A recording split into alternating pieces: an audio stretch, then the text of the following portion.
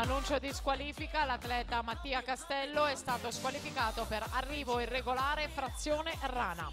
Per la seconda serie Robert D'Allora in 1, Tobias Valdi in 2, Nicola Spanieri in 3, Pietro Monego in 4, Nicolò Scaldaferro in 5, in 6 Matteo Marcat, in 7 Giacomo Creazzo, in 8 Leonardo Vendraminetto.